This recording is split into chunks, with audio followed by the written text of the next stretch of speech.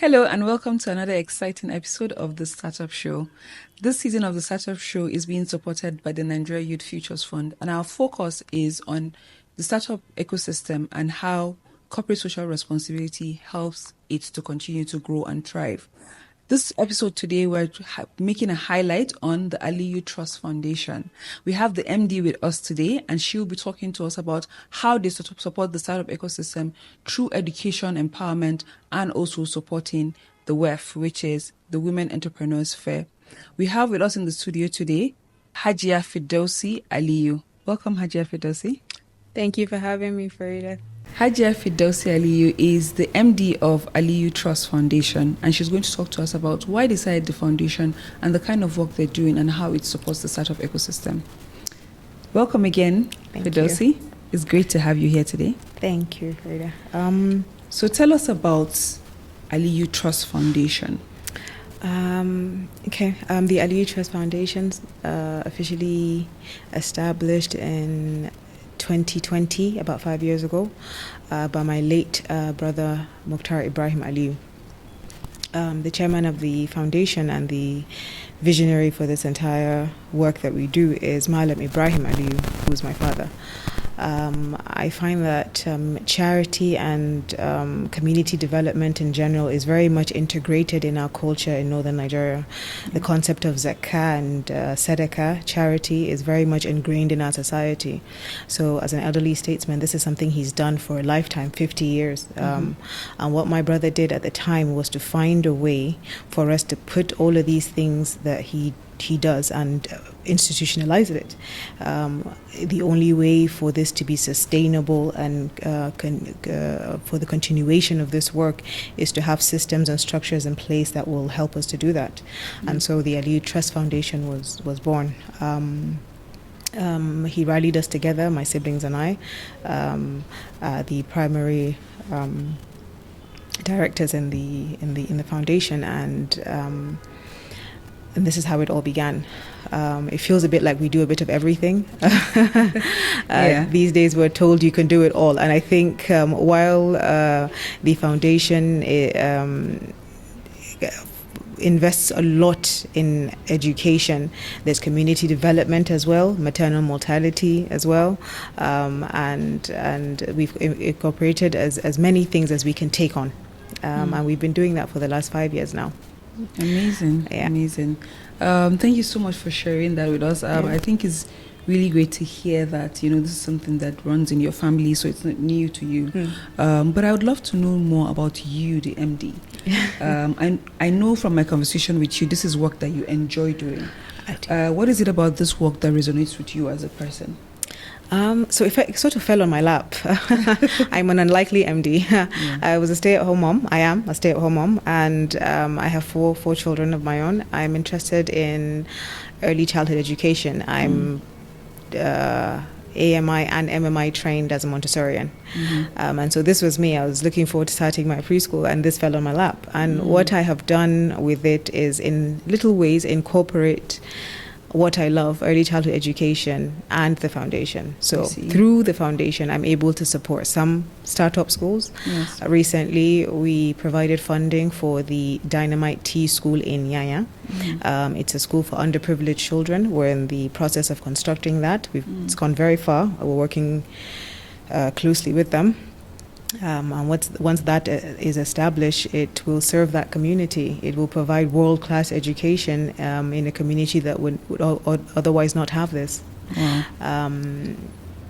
We support the Thriving Up initiative, Every Child a Star.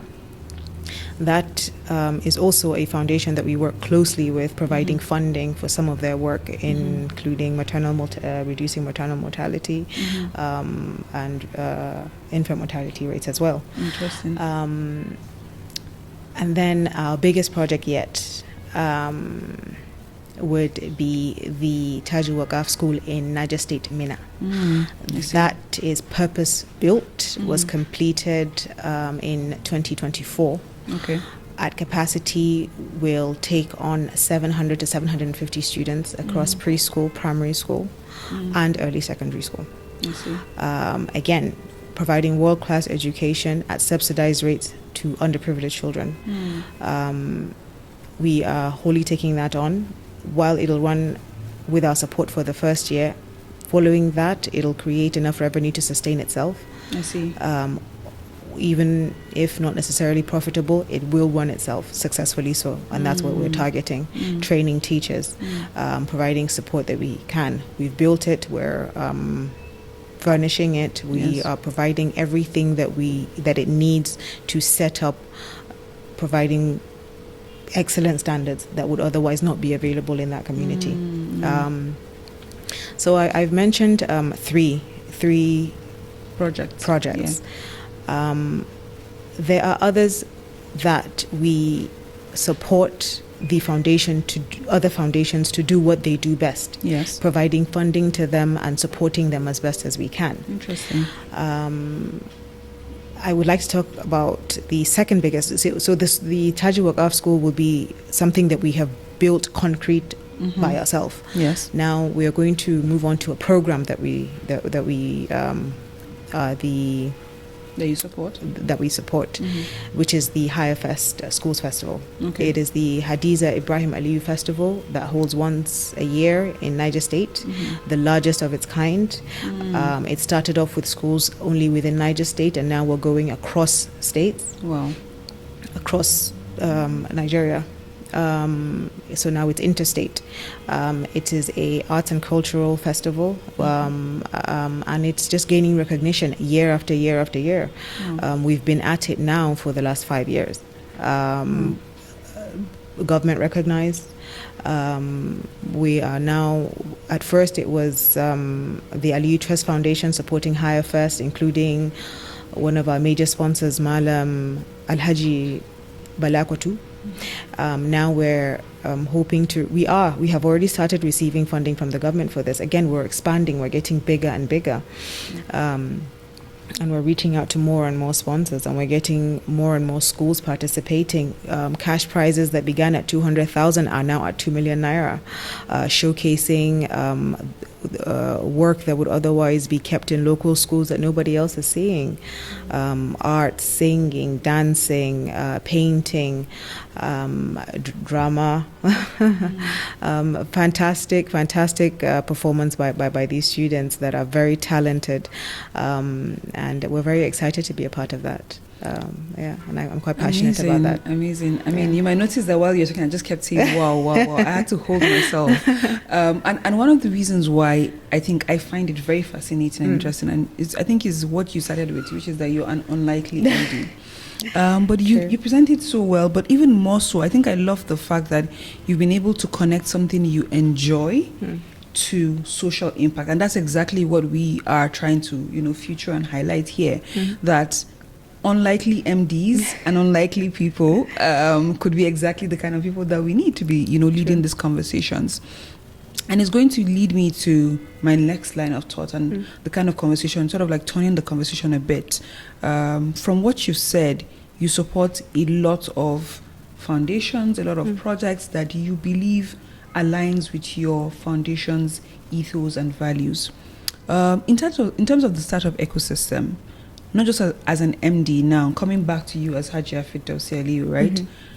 How do you see yourself interacting with the startup ecosystem? And what are the things that you think are missing that if you were to put back your MD cap, you believe that your foundation is already filling that gap?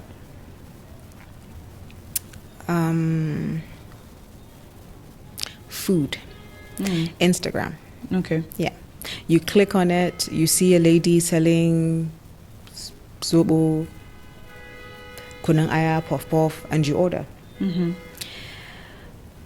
I don't know if we realize it, but within ourselves, we are creating a market boom. Those ladies in their homes and their small shops are creating businesses that are thriving. Sizzling Spices. Again, I'm saying it out loud. She's a lady who's now doing, I remember her with just small shops, now events, now interstate, and this is, it's you clicking and ordering that, and your before you could order, a tray for maybe 3, 5, 10,000, 100,000. Here we are now. She's a fully functioning business. Yes. So her story and the story of many other women like her, how you and I are supporting that, the foundation, through WEF, Women Entrepreneurial Fund, is a program that runs once a year, and we support that heavily. Reason being, lovely young lady Haju Masaga gathers a bunch of ladies, brings people who can train them, who can make their businesses better. Yes. Marketing, production, setting up structures for their businesses. She runs these programs for 2 days. Businesses receive funding. She gathers foundations such as ourselves to provide that funding, and we're so happy to do it. Many of these businesses have jumped from that one event and have gone on to create very successful businesses. And this is what we are doing. This is what we're passionate about. This is what we're pushing, because so many women, so many unlikely MDs like myself who were at home and thought they needed a big shop and somewhere, extraordinary to begin what they do, are now selling their amazing homemade puff puff that they thought only their kids and neighbors like, and now across Abuja they're a household name. And this is where you have it. You have YMAX, you have a lot of these other, there's Yummy Cookies Plus, a lot of these ladies, lovely ladies who started from the oven in the house, are now businesses, household names in Abuja, and we're very proud of that. That on a personal level, that's me supporting them. On a professional level, is through WEF, where we're running these programs, and I love that. I love that for us. Thank you so much for sharing that. And I love that you touched on WEF, because again, forums such as those, communities such as those, are the kind of places that startups go to be able to get support, to be able to get structure, to be able to tap into networks that they normally would not tap into on their own. And exactly, foundations such as yours go to those communities and you support those communities, and that's how they're able to help them to grow their businesses. So thank you so much for sharing that. It's going to lead me to my next question in terms of the policies around foundations such as yours that help startups or that help to do the work that you're doing in terms of social impact. Let's touch on education, because I know that is something that it's a safe space for you and you enjoy it. When you look at the policies around education, what are some of the things that you wish could be done differently or better? Especially because I know you spoke about being a Montessori, and Montessori is a different way of teaching and learning compared to what we're used to in the education system here in Nigeria. What do you think can be done differently? So it's such a wide question. Where do I begin? I could touch on early childhood education or move it a little further. I'm going to move it a little away from what I do, which is early childhood education. I'm going to go to secondary school. There's an initiative that I want to talk about. We're very proud of this. You see, we work with Sheikh Nuruddin Lemu of Niger State, Minna, who is running the Al-Majri initiative. This is Aliyu Trust Foundation in collaboration with Urban Shelter. Urban Shelter, Aliyu Trust Foundation, runs some of its social corporate responsibility projects. Now, that's one of them. And the Al-Majri, I said a lot of things, but I'll go back to the Al-Majri initiative by Sheikh Nuruddin Lemu. Now, what he's doing is getting teenage boys off the street. This began with a few dozen kids, and now we're into hundreds, and I'm looking forward to, in a few years, we're looking at thousands. So what he's doing is skills acquisition. We say this all the time. From time to time, you'll hear, a project like this, the words are thrown around, skills acquisition. But he's on it, and it's happening. These boys are learning in the language that they understand, not in English. They don't speak English. We don't speak English. A large portion of northern Nigeria, below middle class, do not speak English, but they speak Hausa fluently. It is a language that is rich in itself and can sustain itself as a language of communication. So what he's doing is powering that. They speak a dialect of Arabic which is called Ajami. So again, he's using a combination of these two to educate these boys, and we're getting these young men off the street who, well, we know what happens when we don't do anything. We are seeing it all over. The insecurity that is just birthing itself in every nook and corner in Nigeria. What's happening when we don't do anything with young men and women and are left just to themselves is we're getting this. And this feels like such a break. This feels like such a break in what could potentially be harmful. Instead, could be redirected into something pretty amazing. Skills acquisition. I wish I had more paperwork here to discuss in more detail, but what he's doing is everything from plumbing to phone repair to electronics repairs, yes, electricians, and this is working. Why I'm so nearly jumping out of my seat is that this is actually working. We are churning out people that can now work within society, and that's something I'm very passionate about. So when you come to educational policy, something is happening. We all know there is this awful gap between what's happening in northern Nigeria and southern Nigeria in terms of education. Every year JAM comes out, it's like it's two different states. It's like it's two different nations. I just heard that it's going to be computerized JAM and things like this, these major exams at the end. Most of the schools here, government schools, don't have computers. I'm not sure how they intend to do this, but they don't. So how they don't? Not only do they not have computers, the children cannot use the computers. So I'm not sure how we intend to bridge these gaps. So what we're saying is this: we need to use what we have, because we can't just do nothing. We can't just sit back and do nothing. So skills acquisition for young people, for young adults, is something that we should really tap into. We should incorporate other things in our education system from what we have had in the last few decades, because they're not necessarily working anymore. And you can't keep repeating the same patterns and expecting something extraordinary to happen.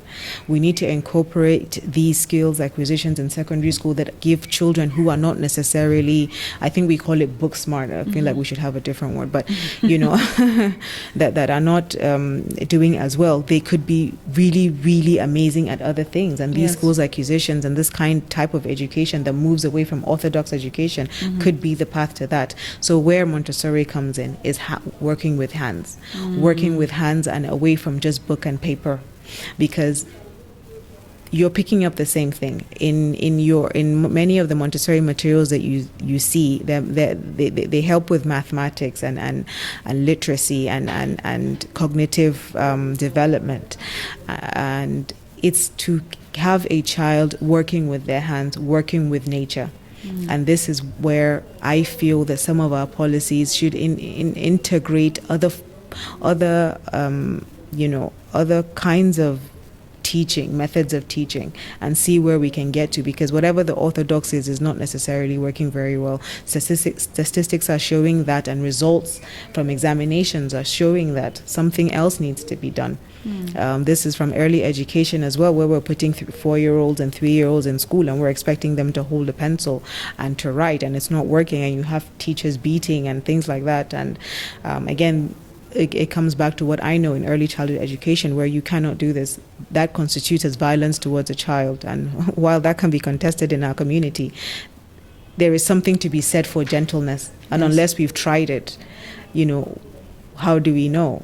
Where this method, Montessori method, varies quite a bit from what our society is used to, is that it highlights things like respect towards a child, honoring what their, instincts are. And it's different from what we know, in that we believe we're supposed to pour into a child and teach them everything and direct what they do, as opposed to taking a step back and seeing what the child can do, how you can move towards the direction of what the child is able to do. Incorporating more hands-on activities for the child, outdoor play, as opposed to putting 30 children, 50 children into one classroom, sandwiched with each other. Movement, again, is something that differs in orthodox education and Montessori education, and these are the policies that I feel that we need to consider integrating into ours. Children in nature, sowing, planting seeds, things like that, things that were actually a part of our society in the beginning, can be incorporated now to the future that we're looking at. So that's I think that's my take on it. Wow, I really love the perspective you brought to it. Again, it's very refreshing, and I think I want to just re-emphasize what you said about skills. And like you said when you were closing, this is something we had. We actually had this in our society, and for whatever reason, it seems we lost it, and now we need to go back to it. Because we complain about climate change and all of these things, and it's really because, just like you said, planting trees and basic things that we used to do before, we need to bring back those things and be able to make sure that we teach people not just to be book smart, but also how they can use their hands. Thank you so much for that perspective, Hajia Firdausi. So in closing, I would like to know, if as a startup I want to collaborate or get support from the Aliyu Trust Foundation, what's the best way to go about it? Once a year, we run our Zakah program. What that is that we have individuals or companies that through us are willing to offer business grants to startup companies. We've been doing this for about 3 years now. You stand a chance to receive funding of anywhere between 100 to 2 million naira.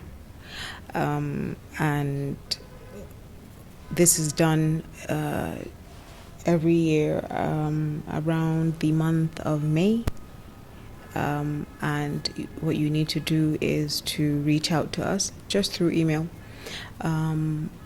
Detailed request, what you do, introduce yourself to us. We'll bring you in, have a chat, sit down, find out in detail what it is you do, what you want from us, and what we do is we can provide that funding for you. Amazing. There isn't a seclusion or sort of no competition, no process. Yes, you don't have to know somebody to know somebody. Yes, you don't have to know somebody to know somebody. You could stand a chance at this funding, and it's once a year, and you just need to come to us. We will leave the details with you if that's something you'd like, and you reach out to us via email, and we could start conversations. Amazing. And the second way that you can is through WEF. Okay. And through that too, you could reach us. Thank you. Yeah. Thank you so much, Hajia Firdausi, for sharing with us. Thank you again to our viewers for joining us on this conversation today.